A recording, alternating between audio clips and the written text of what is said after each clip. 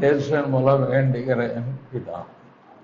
வெளிப்படுத்தினால் 2:18 வசனம்.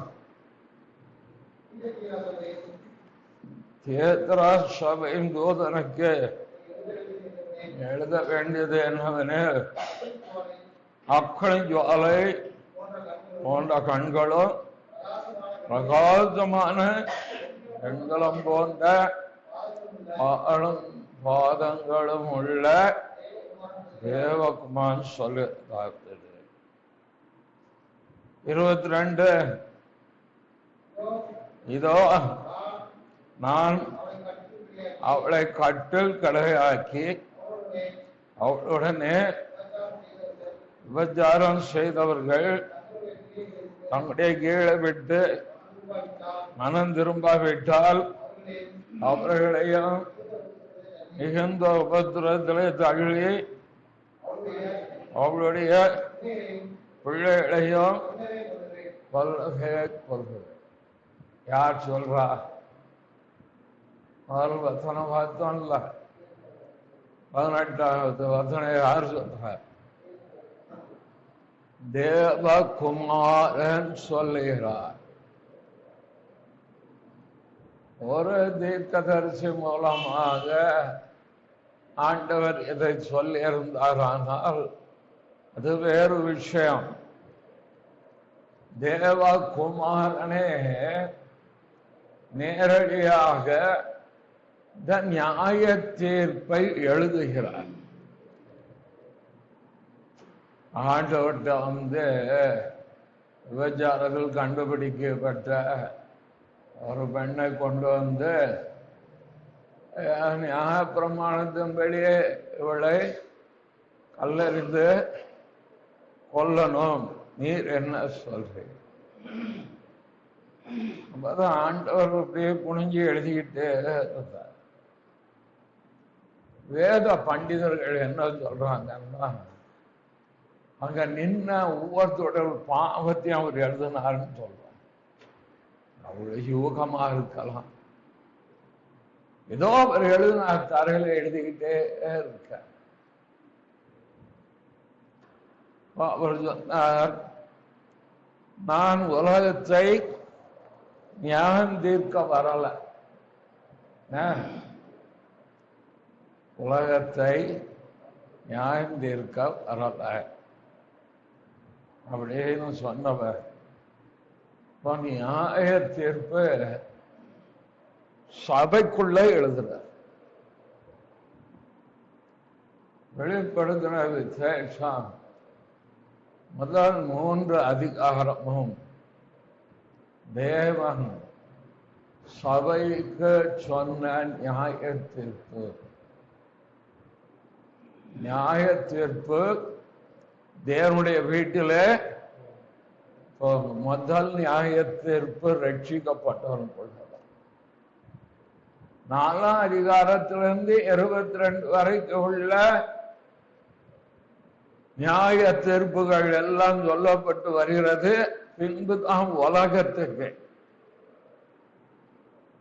ரட்சிக்கப்பட்டவர்கள் தவறு செய்தால் தேவன் தப்ப விடுவார் என்று நினைத்தீர்களானால் அது தவறான எண்ணம். மிகுந்த அதிகமான கிருபை கொடுப்பது ஒரு புறம். ஆனால் சபைக்குள் தேவனுடைய மந்தைக்குள் ஆண்டவர் ஊழியக்காரனே விட மாட்டார், விசுவாசியும் விட மாட்டார். தேவனிடத்துல பட்சபாதம் கிடையாது. நம்முடைய தேவனை குறித்து அறிந்து கொள்ளணும். தேவனிடத்தில் பட்சபாதம் இல்லை. எதுல பட்சபாதம் இல்லை? ரட்சிப்பதிலே பட்சபாதம் இல்லை. எல்லாருக்கும் ரோமர் 2:11 பக்கம் 209 தேவனிடத்தில் பட்சபாதம் இல்லை. இது எதற்கு வருகிறது? நித்திய ஜீவனை கொடுப்பதற்கு வருகிறது. எல்லாரையும் ரட்சிக்கிறவர். கலாத்தியர் 2:6 எழுங்க. கலாத்தியர் 2:6. எனக்கு ஒன்றும் போதிக்கவில்லை. அவன் எப்படிப்பட்டவர்களாக இருந்தாலும் எனக்கு கவலை இல்லை. தேவன் மனுஷரிடத்தில் பட்சபாதம் உள்ளவர். இரண்டாவது, அவர் எதுல பட்சபாதம் இல்லை, அவர் நியாயம் தீர்க்கிறதுல பட்சபாதமே கிடையாது. அதுக்குரிய வச்சனம் குறிக்க மறந்துட்டேன். அடுத்த இடம் கிடைச்சா நியாய தீர்ப்பு செலுத்துவதே தேவனிடத்தில் பட்சபாதம் கிடையாது. ரொம்ப காணிக்கை கொடுத்திருக்கான், அதனால இவன் செஞ்ச தப்புக்கு கொஞ்சம் தண்டனையும், இவன் குறையா காணிக்க கொடுத்தான், அதனால இவன் செஞ்ச தப்புக்கு அதிக தண்டனை எல்லாம் கிடையாது. அநீதி எல்லாம் பாவம்தான். அது யாரா இருந்தாலும் பட்சபாதம் இல்லாம நியாயம் தீர்த்துருவார். தாவீது தேவனுக்கு இருதயத்துக்கு ஏற்றம். அவனை தண்டித்த முறை தெரியுமா உங்களுக்கு? தண்டித்த முறை அதை அறிந்தீங்கன்னா தேவனுக்கு பயப்படுகிற பயம் இருதயத்துல வரும்.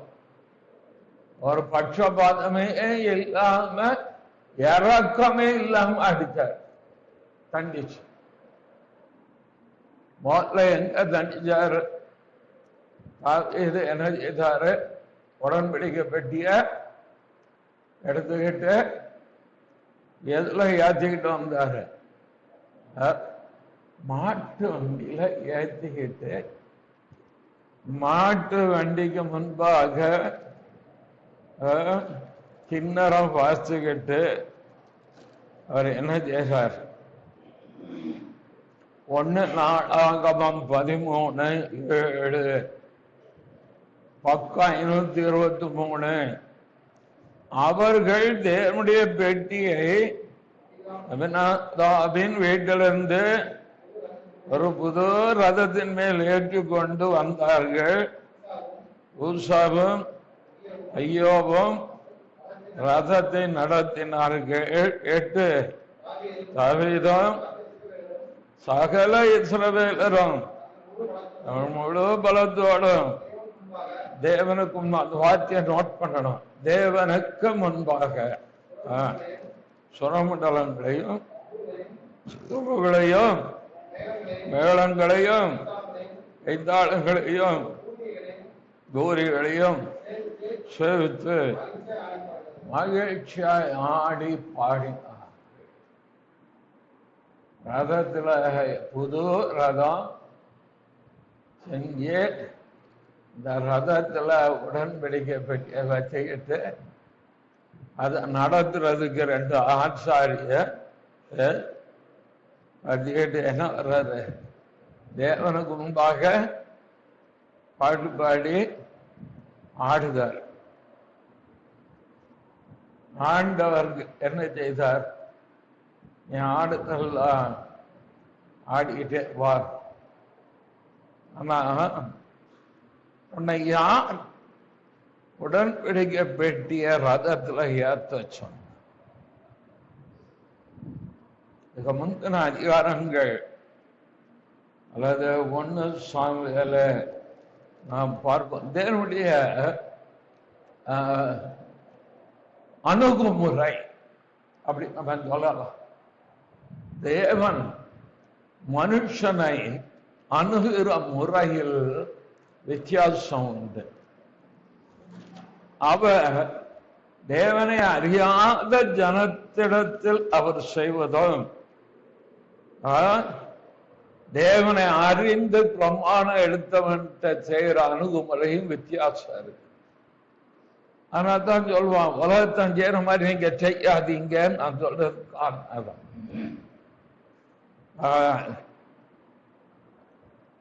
ஒன்று சாமுவேல் 6ஆம் அதிகாரம், அதுல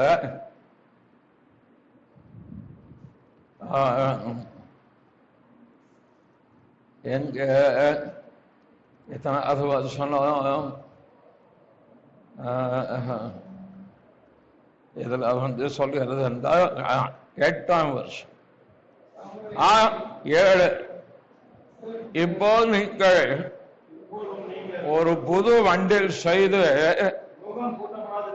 நுகம் பூட்டாதிருக்கிற 2 கறவை பசுகளை முடித்து வண்டியில கட்டி கண்டுகுழலை பின்னா போக விடாமல் வீட்டிலே கொண்டு வந்து விட்டு பின்பு கர்த்தருடைய பெட்டி எடுத்து அதை வண்டிலின் மேல் வைத்து. சரி, போய் படிச்சுக்கோங்க.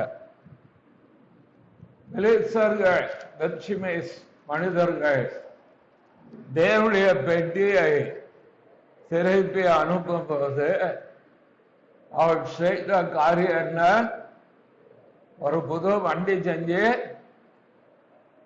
புது கலவை மாடுகளை வைத்து அந்த வண்டி மேல எதை கொண்டு போய் வச்சாங்க? உடன்படிக்கை பெட்டியை வைத்து நேராக இஸ்ரவேலர்கள் குடியிருப்புக்கு நேராக அனுப்பி விடுறாங்க. அவர்களுக்கு தேவனை குறித்த அறிவு கிடையாது. அவர்களுக்கு உடன்படிக்கை பெட்டியை எப்படி கையாள வேண்டும் என்கிற பிரமாணம் தெரியாது. இந்த உடன்படிக்கை பெட்டியினுடைய மேன்மையும் அவர்கள் அறியார்கள். தேவன் தன்னுடைய மகிமையை ஒருவருக்கும் கொடுக்க மாட்டார், விக்கிரகங்களுக்கு கொடுக்க மாட்டார். அவர் உடன்படிக்கை பெட்டியை பெலிஸ்தர் கையிலே அவர் ஒப்பு கொடுத்ததனால்தான் பெலிஸ்தர்கள் உடன்படிக்கை பெட்டியை எடுத்துட்டு போக முடியும். ஆகோன்கிற கோயில கொண்டு போய் வைத்தாங்க. இஸ்ரவேலர்களுக்குள் வெளிப்படாத தேவ வல்லமை உடன்படிக்கை பெட்டிய விக்கிரக கோவில்ல வச்ச உடனே காகம் கீழே விழுந்துட்டான். திடீர்னு விழுந்து சாஸ்தாங்கம் செய்ய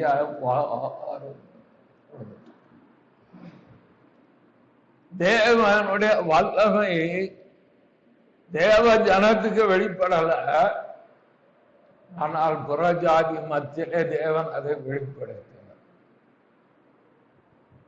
சகஜமே ரட்சிக்கப்பட்ட பிள்ளைகளுக்கு நடக்காத அற்புதம் ஆண்டவர் இயேசுவை எளிமையாய் விசுவாசிக்கிற தேவ ஜனமில்லாவுடைய வாழ்க்கையில் நடந்தது. பரமண்ட ஜபம் இருக்குல்ல, நம்ம சொல்லவே மாட்டோம். சொன்னா பாவம். நம்ம ஆவிலே நிரம்பி ஜெபிக்கிறார். அந்நிய பாஷையிலே ஜெபிப்போம், பாடுவோம், ஆடுவோம். பரமண்டல் ஜபம் தான் நம்ம பரமண்ட ஜபம் சொல்லி பாருங்க சார், உண்மையா பதில் உடனே வரும். இன்னைக்கு நான் பரமண்ட ஜபம் இன்னைக்கும் நான் சொன்னேன், அன்றன்றுள்ள அப்பத்தை எனக்கு என்று தார்.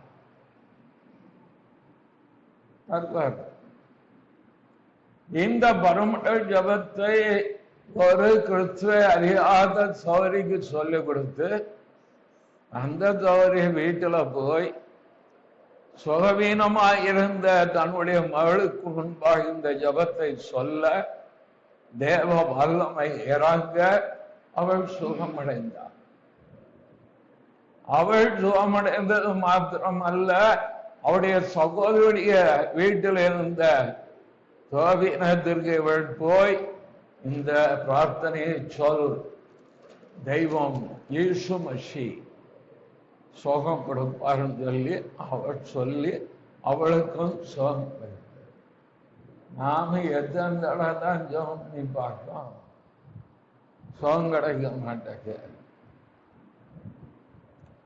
ஆனா அவருக்கு கிடைக்க, ஏன் அவர்கள் தேவனை அறியாமல் இருந்தோம், தேவன் இதை செய்ய வல்லவர் என்று மிக எளிமையாக விசுவாசித்து சொல்லும் போது தேவன் நம்முடைய வல்லமை அவர்களுக்குள்ளே வெளிப்படுத்துகிறார். சத்தியம் அறிந்த ஆட்கள் சத்தியத்துக்கு புறம்பாக வாழ்க்கை அமைத்துக் கொண்டு எவ்வளவு ஜெபித்தாலும் ஜெபம் கேட்கப்பட மாட்டாது. ஒரு குடும்பத்தோட பேசும்போது நான் ஜெபம் பண்றீங்கன்னா நான் பேசுவதை கர்த்தர் கேட்கிறாங்கிற நிச்சயம் வர வரைக்கும் ஜெபம் பண்ணாதீங்க. ஒரு மணி நேரம் நான் ஜெபிக்க போகிறேன் அப்படின்னு போய் உட்கார்ந்துட்டு அவர் கேட்காரா கேட்கலன்னா நீங்க பேசி என்ன பிரயோஜனம்? நான் பேசுறேன், நீங்க கேட்காம அந்த பக்கம் திருப்பி சார போட்டுக்கிட்டீங்கன்னா என்ன ஆகும்? நீர் பாட்டி பேசு, உமக்கு கடமை நல்லா பேசிக்கிட்டே போறோம் அப்படின்னு இருந்தா நாம் பேசுறதுல என்ன பிரயோஜனம் இல்லை. நீங்கள் கேட்கிறீர்கள் என்பதை அறிந்திருக்கும் போது நான் இன்னும் தேவ வார்த்தையை சொல்வதற்கு ஏவப்படும்.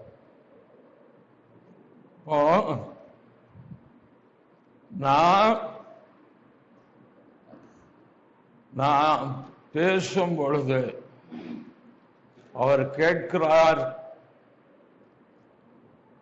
1 யோவான் 5ஆம் அதிகாரம் 15ஆம் வசனம். நாம் எதை கேட்டாலும், நல்லா கவனிங்க, நாம் எதை கேட்டாலும் அவர் நமக்கு செவி கொடுக்கிறார் என்று நாம் அறிந்திருந்தோம். ஆனா இதய ஜபத்துடைய வெற்றியின் ரகசியம், நாங்க 24 மணி நேரம் ஜெபிக்கிறோம், ஆவியிலே ஜெபிக்கிறோம், முழு இரவு ஜெபிக்கிறோம், உபவாச ஜபம் 40 நாள் ஜெபிக்கிறோம்.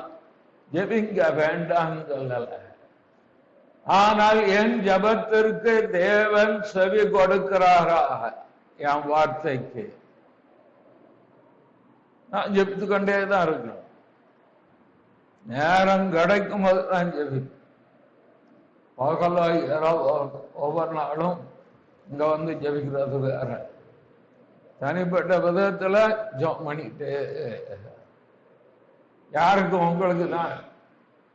எனக்கா என்னை கோடிக்கு சொன்னாங்க, எனக்கு ஆடிக்காருதா ஒன்னும், நீர் ஏன் கூட இரும்போ, பரிசுத்த ஆவியானவர் எனக்குள் நீர் எப்போது இருந்தார், உமை துக்கப்படுத்தாமல் என் வாழ்க்கையை நான் நடத்தினால் போதும், தேவ சித்தம் நான் செய்தால் போதும், தேவ திட்டம் தேவ நோக்கத்தை நிறைவேற்றுகிற மனுஷனாக இருந்தா போதும், நீர் சொல்லுகிற சத்தியத்தை ஒழுங்கா ஜனங்களுக்கு நான் சொல்லிக் கொடுத்தா போதும். உடைய ஆலோசனை எதையும் நாம் மறைக்க கூடாது. அவரு என்ன நினைப்பாரு, இவரு என்ன நினைப்பாரு, அதுல நீர் என்ன நினைப்பீர்? ஒப்பு கொடுத்து எனக்கு ஒரு குடும்பம் ஜெபம் பண்ணுவாங்க. அவங்ககிட்ட பேசும்போது சில பகுதி எடுத்து இதை வச்சு ஜெபம் பண்ணாங்க, கர்த்தர் கிரியை செய்வார். அப்போ நாம் எதை கேட்டாலும் அவர் நமக்கு செவி கொடுக்கிறார் என்று நாம் அறிந்திருந்தோமானால் அவரிடத்தில் நாம் கேட்டவளை கொண்டோம் என்றும் அறிந்தோம். இதுதான் ஜபத்தின் ரகசியம், வேற ஒண்ணு இல்லை. நான் ஜெபிக்காரு சொன்ன அவர் கனெக்ஷனை உண்டாக்கிட்டு அதுக்கப்புறம் நீங்க ஜெபம் பண்ணுங்க. ஃபியூஸ் வேணுதா ஃபியூஸை போட்டுட்டு தான் சுவிட்ச் ஆஃப் பண்ணுவோம். சுவிட்ச் ஆஃப் போட்டு லைட் இல்லை, கரண்ட் இருக்கு, அங்கே ஃபியூஸ் ஆகிருக்கு. ஆண்டவருக்கும் நமக்கு இடையில எங்கேயாவது தொடர்பு வந்திருந்து, தொடர்பு எல்லைக்கு வெளியில் உள்ளா அவர் பக்கத்துல தான் இருக்காரு, போன்ல தொடர்பு எல்லைக்கு அதை ஏற்படுத்திட்டு கேளுங்க சார். அவர் கேட்டுட்டாரா பதில் கண்டிப்பா. அதான் நம்ம ஆண்டு ஜபத்தை கேட்டுட்டாருங்கிற நிச்சயம் வந்துட்டார், அவர் கண்டிப்பாக பதில். வேண்டிக் கொள்வதற்கும் நினைப்பதற்கும் மேலாக. இங்க பெட்ரிமேஸ் மனிதர் புது வண்டியில வச்சு அனுப்புறாங்க. தேவன் அதை குற்றமா எடுக்கல. என்னதான் எடுக்கல? குற்றமா எடுக்கல. இப்ப அதே காரியத்தை யார் செய்யறார்? எந்த அதிகாரம்? ஒண்ணு நான் எந்த இடத்துல வாசம்?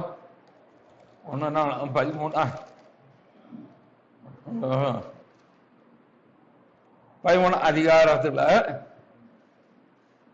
இவங்க அந்த வண்டியில இருந்து எடுத்துட்டாங்கல்ல லேவியர்கள். நல்லா கவனிங்க, வண்டியில இருந்து தானே எடுத்தாங்க. எடுத்த இவங்க அடுத்தது உடன்படிக்கை பெட்டிய எப்படி கொண்டு போகணும் என்பதை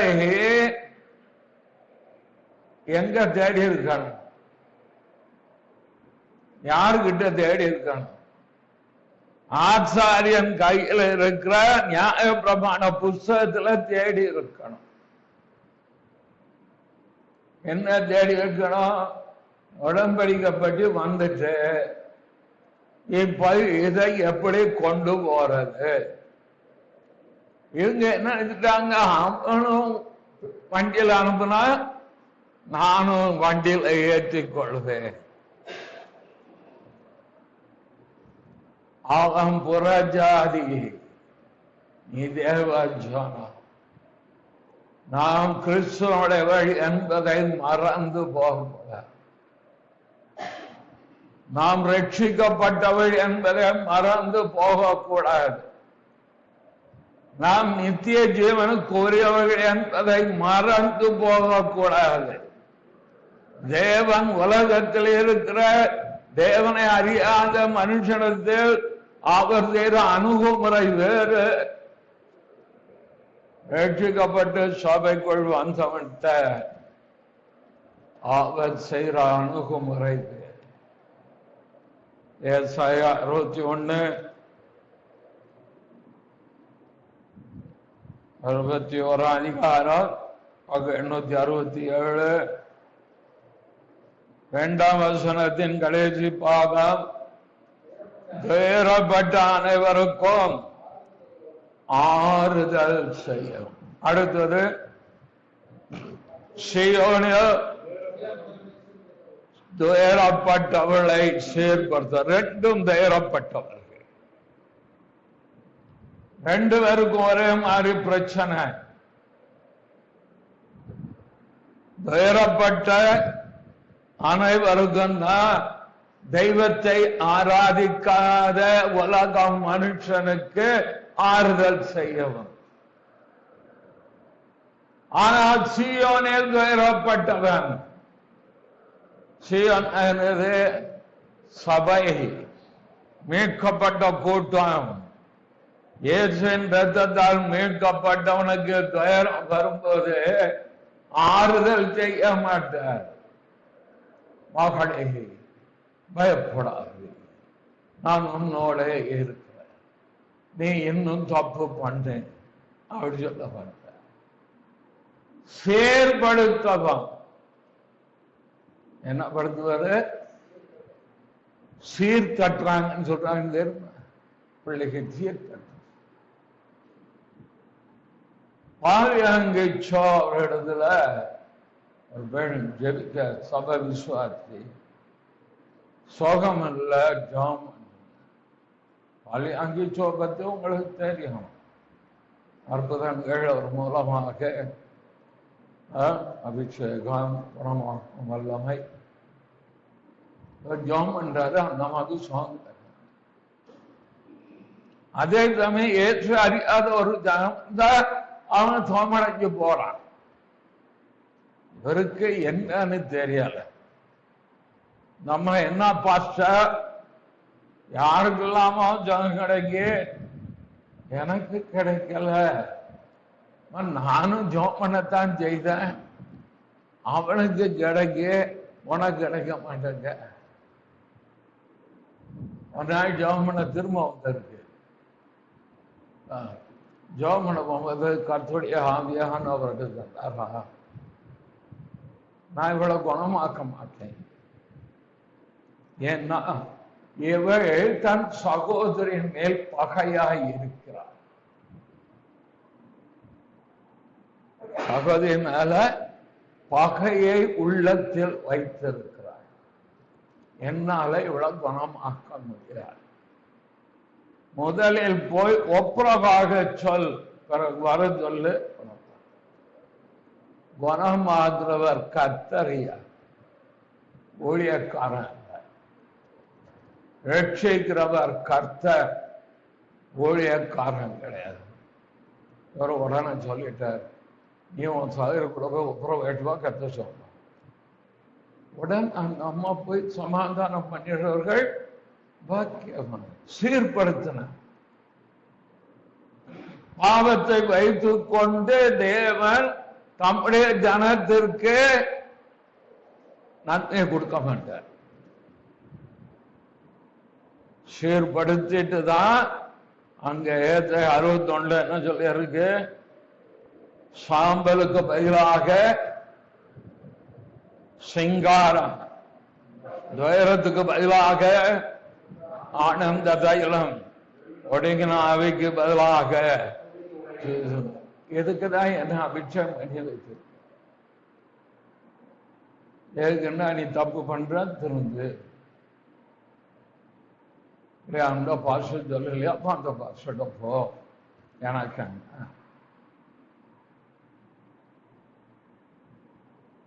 சீர்படுத்திட்டு தான் ஆச்சரிப்பார். இந்த ரெண்டுக்குள்ள வித்தியாசம் புரிஞ்சுக்கணும். அவனுக்கு உடனே நடக்கு, எனக்கு நடக்கல, உலகத்தான் நடக்கும். அவன் கூப்பிட்டா பதில் கொடுப்பார். தயாள பிரபு உனக்கு கொடுக்க மாட்டார், உன்னை திருத்துவார். நான் ஜோமன் போது சொல்றேன், இன்னைக்கு கூட ஜோமன், ஆண்டவரே ஏதாவது ஒரு குறை இருந்தா என்னை தண்டியும் வேண்டாம் சொல்ற, அவமாய் போகாதபடி நட்டாய் நீ சொல்லும், நான் திருத்திக்கிறேன். சப்போஸ் நான் திருத்த இருதயம் இருந்தால், கடின இருதயம் என்னை தண்டியும், என் தகப்பன் நாமாய் போகாதபடி நட்டாய். பணியாத மாடு போல நான் அடிக்கப்பட்டேன். அப்படி இருக்க வசனம் நமக்கு நேராக வருதா, குற்றத்தை உணர்த்துதா, வசனத்துக்கு ஒப்பு கொடுத்தோம். இங்க தாவீது என்ன பண்ணாரு, ஆஹா வண்டி, புது வண்டி, நல்ல புது காளைகள், உடன்படிக்கை பார்த்து பெட்டியை தூக்கி வச்சுட்டு ஒரே ஆட்டம். நம்ம சபைகள்ல ஆட்டம், பாட்டம், கொண்டாட்டம், குத்தாட்டம், திண்டாட்டம் எல்லாம் நடக்கு. தேவனும் பார்த்துக்கிட்டே தான் இருப்பாரு. என்ன செய்வார் அவர்? அவர் வெளியே நின்று கதவை தட்டுறாரு. இவன் உள்ள போடுற கேட்சி சத்தத்துல அந்த சத்தம் கேட்கும். நான் தான் ஆராதனை நடத்தும் போது ஆண்டவர் நடுவில் இருக்காரா இல்லையான்னு பார்த்துட்டு தான் ஆராதனை நடத்தும். இந்த சிலர் எப்படின்னா இங்க வந்து எனக்கு தான் ஆவியானவரே வாரு, ஏன் வீட்டில் விட்டுட்டு வந்தியா, இல்ல நீ கூப்பிட்டோன்னா வர வேண்டாம், என் பேரும் போயிருப்பா. அவர் எந்தக்கு நம்மோடு இருக்கிறார். எந்தெந்தைக்குள் நமக்குள் வாசம் பண்ணும்படி வந்தவர் ஆவியா. என் ஆவியை உங்கள் நடுவில் இருக்க கட்டளையிடுவேன். என் ஆவியானவர் உங்கள் நடுவில் இருப்பார். என் ஆவியை உங்களுக்குள் வைப்பை நீங்கள் உயிரடைவீர்கள். சபையில மட்டும் இல்ல, உங்க வீட்டுக்குள்ளேயும் அதுதான் சார். ஆவியானவர் நடுவில் வீட்டுல இருந்தா அது காரியமே தனியா மாறிக்கிட்டே வேற ஆட்டம் பாட்டம் போட்டுட்டு போற தேவனுக்கு முன்பாக அதுவரைக்கு பெட்சிமேஸ் மனுஷர்கள் அனுப்பும் போது அந்த மாடு மிரளல. நல்லா கவனித்து பாருங்க, தியானித்து பாருங்க. பாட்டுக்கு நேர் வழியில டக்கு டக்கு டக்கு டக்குன்னு வந்துருக்கு.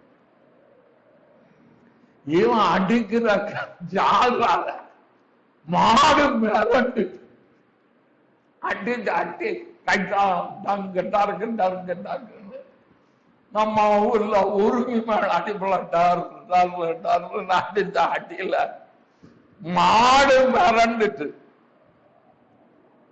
மாடு மிரண்ட உடனே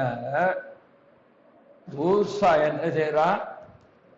உடன்படிக்கை பெட்டி நல்லா தானே செஞ்சான். கீழே விழுந்துட்டான். அது கீழே விழ போதியா? அது கீழே பிடிக்கிற மாதிரி பிடிக்க கையான். ஊசாவின் துணிவின் நிமித்தம் கர்த்தர் மொழியாடி. ஏன் ஊசாவை அடிச்சார் தெரியுமா? ஊசாவை அடிக்கிறதுக்கு ஊசா பிரதிஷ்டை பண்ணப்பட்டவன் அல்ல. பெட்டியை காக்கும்படி பிரதிஷ்டை பண்ணப்பட்டவன் அவனுடைய சகோதரன். 1 சாமுவேல் 7ஆம் அதிகாரம் 1ஆம் வசனம் பக்கம் 347. அப்படியே கிரியாத் யாரீமின் மனுஷர் வந்து கர்த்தருடைய பெட்டியை எடுத்து மேட்டின் மேல் இருக்கிற அபினதாபின் வீட்டில் கொண்டு வந்து வைத்து கர்த்தருடைய பெட்டியை காக்கும்படிக்கு அவன் குமாரனாகிய எலியேசரை பரிசுத்தப்படுத்தினார். தேவனுடைய பெட்டியை என்றால் தேவ மகிமையை காக்க வேண்டுமானால் அதற்கு ஒரு பிரதிஷ்டை பண்ணப்பட்டவன் அவசியம். எலியேசரை பரிசுத்தப்படுத்தி வைத்தார்கள். எலியேசரை பிரதிஷ்டை பண்ணி வைத்தார்கள். ஆனால்தான் யோசுவா கர்த்தருடைய காவலை காக்கிறவனாக இருந்தான். ஒரு தேவ ஊழியக்காரன் தேவ மகிமையை காக்கணும், தேவ கிருபையை காக்கணும், தேவ பிரசன்னத்தை காக்கணும், தேவ பக்தியை காக்கணும். எல்லாரும் காக்க முடியாது. பிரதிஷ்டை பண்ணப்பட்டவன் தேவனுக்கென்று தன்னை அர்ப்பணித்து வச்சிருக்கவன் தான் தேவ மகிமையை காக்கப்படி பண்ணி வைத்தார்கள். பெட்டி கீரியாத் யாருமில்லை, அநேக நாளி தங்கிறது. 20 வருஷம் அங்கே இருந்த 20 years. இந்த 20 வருஷமும் யார் பாதுகாக்கிறார்? எலியேசர். ஊசா கிட்டே போக முடியாது. ஊசா அந்த வீட்டுல இருந்திருப்பான் சார். ஊசாவுடைய சோதனை தான் எலியேசர். ஆனா என்ன செய்ய முடியாது? பெட்டி கிட்ட போக முடியாது. தேவ மகிமை கிட்ட, தேவ பிரசனத்துக்குள்ள போக முடியாது. அதை பராமரிக்கிற காரியத்தும் எலியேசர்கிட்ட தான் இருக்கு. ஊழியத்துல அப்படிதான். ஊழியங்களை சிலர் தான் செய்ய முடியும், எல்லாரும் செய்ய முடியும். எனக்கு ஒருத்தர் சொல்லிட்டு ஐயா, அவர் எல்லா ஊழியரையும் குறை சொல்றார். சாம்சன் அவர் சொல்றது கரெக்டு தானே, என்ன சொல்லி வசனத்தை எடுத்து காமிச்சு அதை அவர் செய்ய முடியும், நான் செய்ய முடியும்.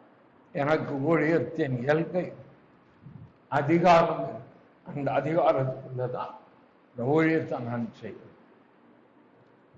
அவருக்கு அந்த அபிஷேகம் அதிகாரம் இருக்கா, கரெக்டா பேசுற. என்ற தப்பு எடுத்து சொன்னாங்க, இது அவர் தப்பு பண்ணாரு. ஆமா, அதுதானே அவர் சொன்னாரு. அப்ப எல்லா ஊழியத்தையும் எல்லாரும் செய்ய முடியாது. அதற்கு ஒரு வரையறை வைத்திருந்தார். இவங்க என்ன செய்திருக்கணும், பிரதிஷ்டை பண்ணப்பட்ட எலியேசரை அந்த பெட்டிக்கிட்டு அனுப்பியிருக்கணும். பிரதிஷ்டை இல்லாத ஊசா இன்னொருத்தன் யாரு 2 பேரும் சேர்த்து அவனுக்கு அனுப்பி விட்டாங்க. அவனை என்ன செய்தாங்க, நடத்துறதுக்கு விட்டுட்டாங்க. அவன் பெட்டியை தொட்டானா, கர்த்தரை தொட்டான். அப்படிதா நியாயத்தீர்ப்பு இறங்கிட்டா,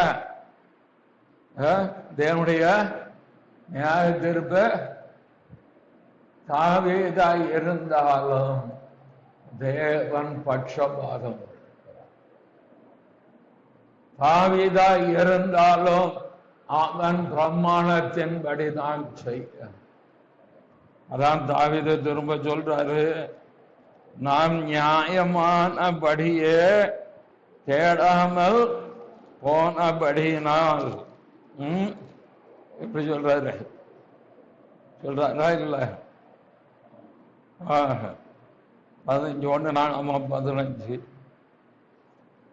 அதுல 13, முதலில் நீங்கள் அதை சுமக்காதபடினாலும் நாம் நம்முடைய தேவனாகிய கர்த்தரை நியாயமானபடியே தேடாதே போனபடினாலும் அவர் நமக்குள்ள அடி விழப்பாரு. ஏன் அடி விழுது? விசுவாசிக்கு, ஊழியக்காரனுக்கு ஏன் அடி விழுது? வசனத்தின்படி தன்னை காத்து கொள்ளாததனால்தான். நியாயமானபடி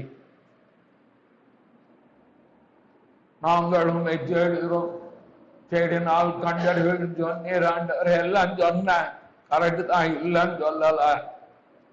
நியாயமானபடி தேடுகிறாயா? நான் வைத்த வழியில தேடுறியா? நாங்கள் உபவாசம் பண்ணியும் நீர் எங்களை நோக்காமல் இருக்கிறது என்ன? நீ எனக்காக உபவாசம் பண்ற சொல்லி ஏசாயல் அவர் சொல்லும் போது சொல்றாரு, நீ உபவாசம் பண்ணும்போது இதயத்தை எல்லா அக்கிரமத்தை வச்சுக்கலாம் பண்ற. மனம் திரும்பல் நோக்காமல் இருக்கிறது என்ன நோக்காமல் இருக்கிறது? உபவாசம் தேவனை மனம் திருப்ப வைக்காது, நம்மளே மனம் திருப்ப வைக்க. நம்மளை மனம் திருப்ப வைக்க நியாயமானபடி தேடல. எப்படி? பிரமாணத்தின். அதுதான் சொல்லுவார், ரட்சிக்கப்பட்டவனுக்கு பிரமாணம் முக்கியம். ரட்சிக்கப்பட்டவன் இஷ்டம் போல செய்ய முடியாது. ஒரு பிசினஸ் ஆரம்பிக்க போறாரு, ஆண்டோடைய ஆலோசனை வாங்கி ஆரம்பிச்சு கர்த்தர் சொன்னா அதை ஆரம்பிச்சா என்ன எதிர்ப்பு வந்தாலும் கர்த்தர் கூட இருந்து அதை நடத்துவார். கர்த்தருடைய ஆலோசனை கேட்கறது இல்லை. அப்படியே ஒரு போய் ஒரு ஊழிய காட்ட போனாலும் அந்த ஆள் வாங்குற காணிக்க வாங்கி போய் கட்ட சேர்த்தார். 6 மாதத்துல வண்டி என்ன செய்யறது, ரிப்பேர் ஆகி போச்சு.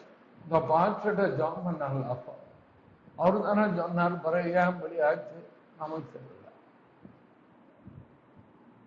ஏன்னா அவருக்கே தெரியாது இவன் ஆரம்பிக்க வேண்டாமாங்கிறது. சும்மா வாய்ப்பு வந்தது அடிச்சு விட்டுறது. ஓ கருத்து அவன் கொடுக்கிற ரூபாய் தூக்கி பைக்குள்ள போட்டு. எத்தனை பேர் பார்த்துருக்கேன் நான். ஏட்டவரும் உனக்கு வாய்க்காது, போ, நடக்காது, கர்த்தர் செய்ய மாட்டார். தேவ சித்தம் இல்ல. நான் அவன்கிட்ட வர மாட்டேன். போங்க, எனக்கு என்ன, யாருக்கு நஷ்டம், எனக்கு நஷ்டம், உங்களுக்கு தான் நஷ்டம். பிறகு பார்த்தா இருந்த பிசினஸ் நஷ்டம் லட்சக்கணக்கில் போட்டுட்டு ரோட்டு வழியா அலைய விசுவாசம். அது தேவன் சித்தம். அதே இடத்துல ஒரு அவிசுவாசி பிசினஸ் ஆரம்பிக்கிறான், தழைக்குது, ஜகஜோதியா போகும். ஏன்? தேவனை அறியல, அவனுக்கு நடக்கும்.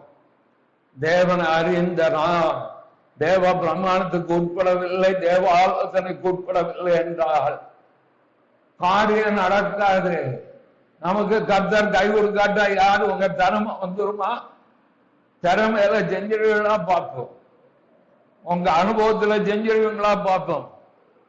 உங்க ஞானத்தையும் அறிவையும் புத்தியும் 1000 பேர் உங்களுக்கு கொடுக்கட்டும், உதவி செய்யட்டும், பணம் இருந்தாப்புல செஞ்சிட முடியுமா?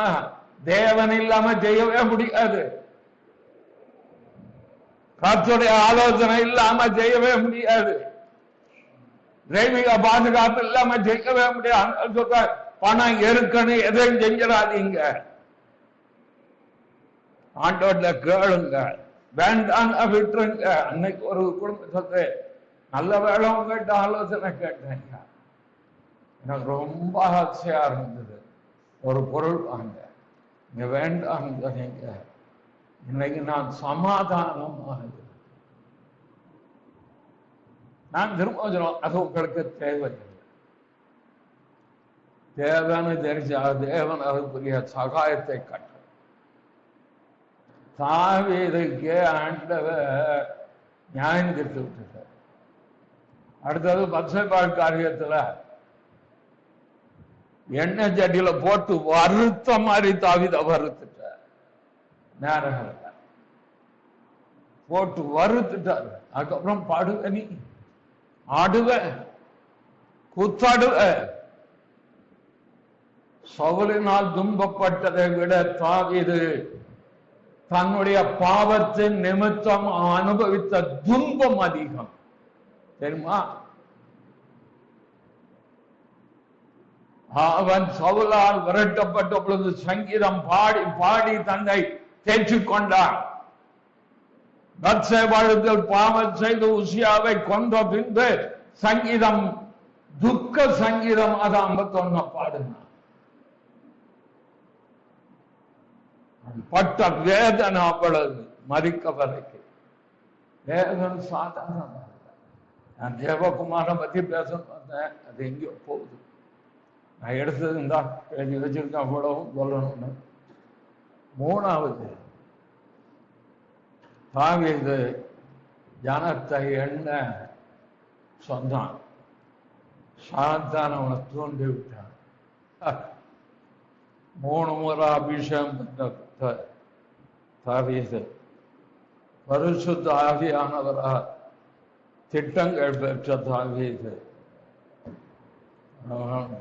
சாத்தான் ஜாக்கிரதை. ஆவிக்குரிய நிலைமையில் இருக்கும்போதுதான் பிசாசு உங்களை தேடி வந்து தூண்டி விடுவான். அவன் சொல்றான், இவன் வேண்டாங்கிறான், இன்னும் 2 நிமிஷத்துல முடிச்சுக்கலாம். ஏன் ஆண்டவர் அமைதியா இருந்தார்? நாத்தான் தீர்க்கதரிசி அனுப்பி, சாத்தான் உன்னை தூண்டி விடுறாங்களா?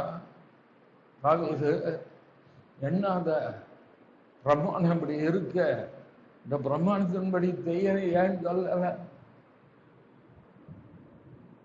பெருமை, மனம் ஏற்றி ராஜா கண்டிப்பான். யோகா சொல்றான், நீ என்ன சொல்றது, நான் சொன்னதை கேளு. நான் பார்த்தா பாதி அடிட்டு பாதியை விட்டுட்டான். எனக்கு வந்து சோத்துல கொஞ்சம் உப்பு தூக்கி போட்டான். இது முடிந்த உடனே கர்த்தர் ஏறாங்க. அதான் தேவன்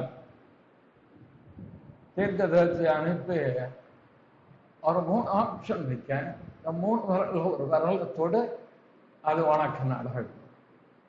எப்படி அதுவரைக்கும் அமைதலா இருந்த பரலோகம் இவன் பிரமாணத்தை மீறி மனமேட்டிமை ஆகி செய்து முடித்தவன் தான்.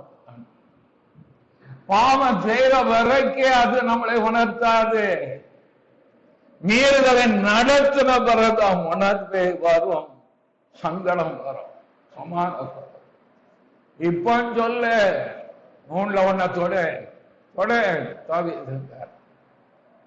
கர்த்தர் எப்படிப்பட்டவர் பார்த்தீர்களா? இருதயத்துக்கு ஏற்றவன் தான். நியாயம் தீர்க்கிறதுல பட்சபாதமே கிடையாது. இக்கண்ணில் அகப்பட்டிருக்கானு, இடுக்கண்ணில் இருக்க இன்னும் தையா தேவனுடைய கருத்துக்கு விழுத. ஏன்டா அவருக்கு மன்னிப்பு, சகாயம், தயவும், இரக்கமும், கிருபை உண்டு, அடைக்கலம். நான் சத்துரின் கையில் விழாதிருக்கேன். பிரமாணம் யாராய் இருந்தாலும் பிரமாணத்தை மீறினார் தேவன் சகல பிரதாபத்தை பார்க்கலாம் நமது வார்த்தையை தேவகுமாரன் சபையில தீர்க்கதரிசியானவள் தேவனுடைய கற்பனைக்கு விரோதமா சொன்னத அங்க அவ கூட சேர்ந்து காரியம் செய்த எல்லாரையும் உபத்திரத்துல தள்ளுவேன், பிள்ளைகளை கொல்லுவேன். பழைய ஏற்பாட்டுல ஏகபேலுக்கு எதை செய்தாரோ அதைத்தான் பேசணும். அந்த நியாய திருப்பணம் அப்படி போயிட்டு எதை செய்ய வேண்டும் என்று செய்தாரோ அதே காரியத்தை சபைக்குள் இருந்த ஏகபேல் போன்ற தீர்க்கதரிசிக்கு தேவன் செய்தார். போன வாரம் தேவதை பேசிட்டு ஒரு வாரமா எனக்கு நடுக்கங்க. தேவனை அறிய அறிய பயம்தான் வருதே தவிர துணிகப்பவர் தேவகுமார். கர்த்தருக்கு அடுத்த வாரம் தேவகுமாரங்கிறது எப்படி அவர் மனுஷகுமாரன் எப்படி நியாயம் தீர்ப்புக்கு வர்றார் குறித்து தான் இன்னைக்கு எடுக்கணும்னு வந்த. ஆனா நியாய தீர்ப்பு நான் அங்க போயிட்டு